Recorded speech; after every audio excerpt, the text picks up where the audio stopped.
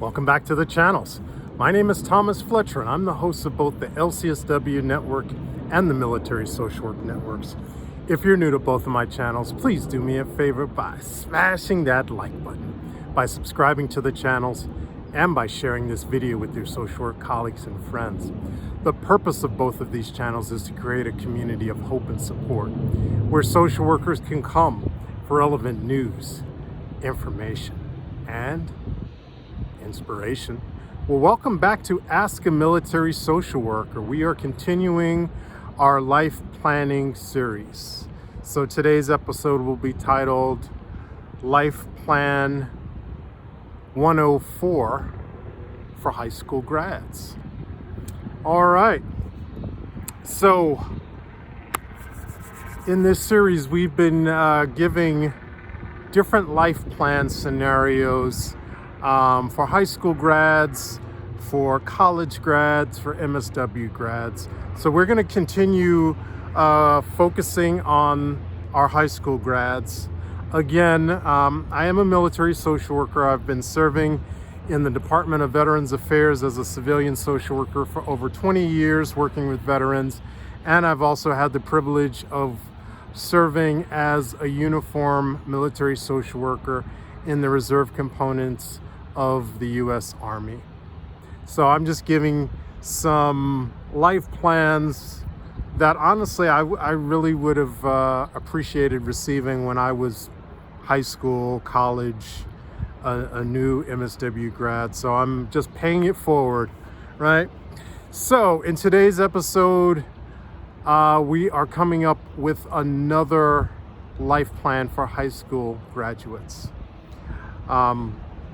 Today's life plan for high school grads is for those of you that have the highest ambitions. In previous episodes, life plan episode for high school grads, we laid out the pathways to general. In today's episode, we're going to be laying out the pathway to Sergeant Major of the Army, as well as Sergeant Majors that are below the Sergeant Major of the Army. So the Army has one top Sergeant Major that is a chief military advisor to four-star generals, to a four-star general. That would actually be the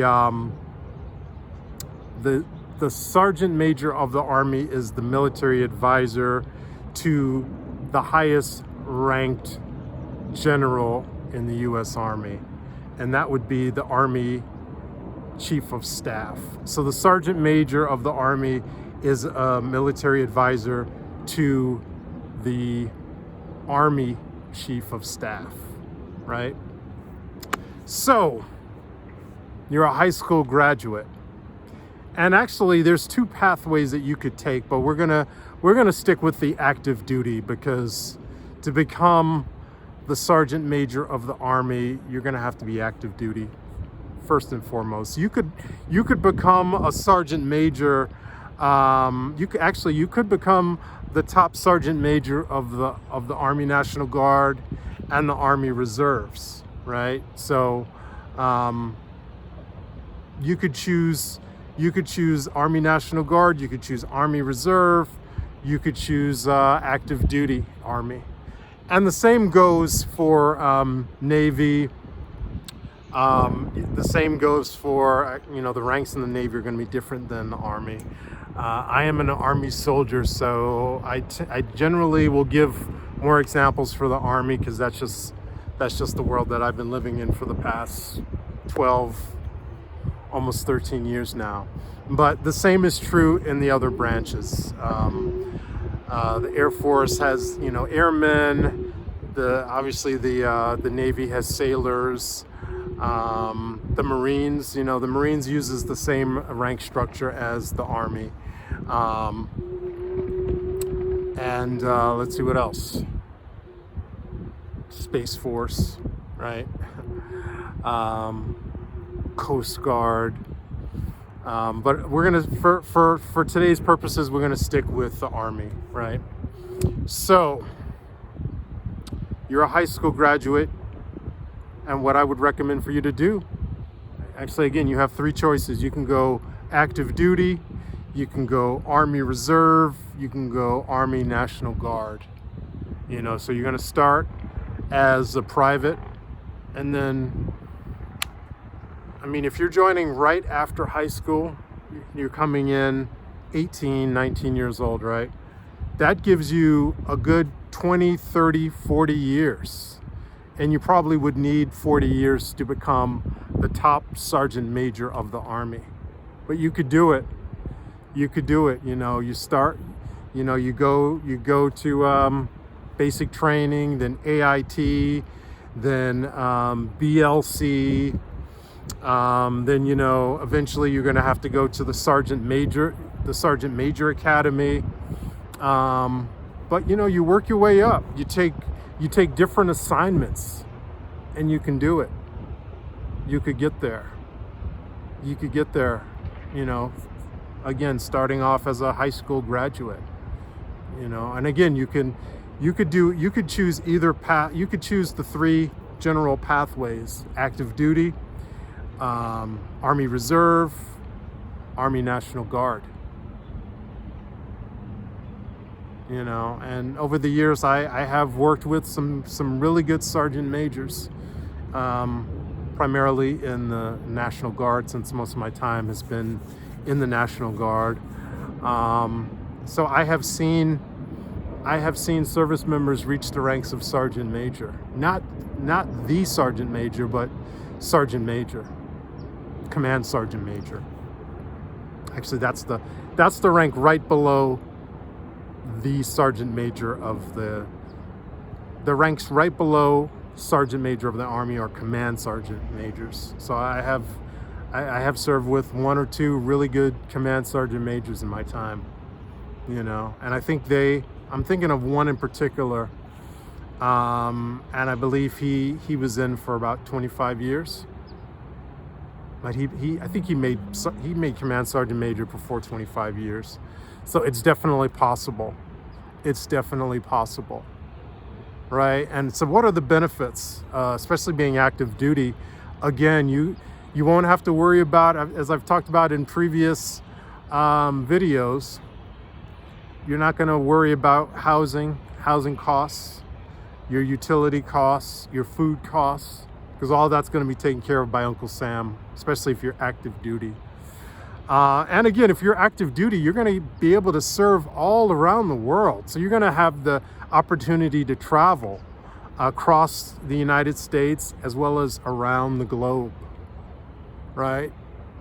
And you're going to be able to take care of soldiers, sailors, airmen, space guardians, coast guardians, National Guardsmen, reservists. Right?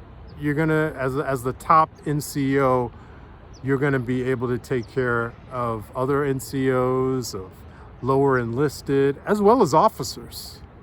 Let's get it. Let's keep it 100. NCOs are primarily in service to take care of troops, but to also be advisors to their officers, to their commissioned officers. The NCOs have their finger on the pulse of the troops, of the morale of the troops. So, being a sergeant major is a very important job.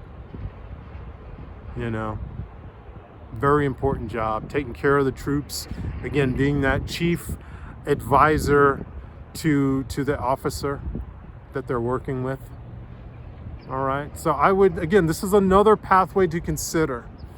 In previous videos, we talked about the pathway to becoming a general or an admiral. In this episode, this is a pathway for those that want to serve as a non-commissioned officer, right? So give it some thought. Again, if you're a high school graduate and you're not sure what you want to do with your life, consider a life of service in the military. I did forget to give you my standard disclaimer, but I'm not a military recruiter, and this video is not being sponsored, endorsed, or promoted by any military or governmental agencies, and the views and opinions stated in this video are mine alone.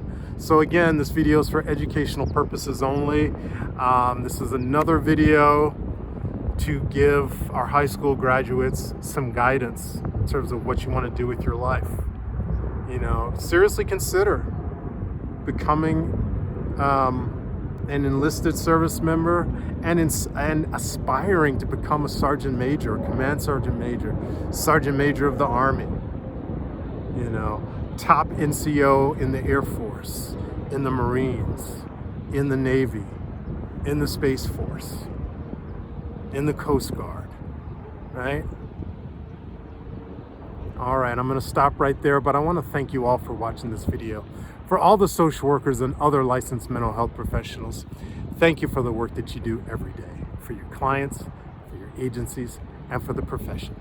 Please continue to support each other and yourselves. Bye for now.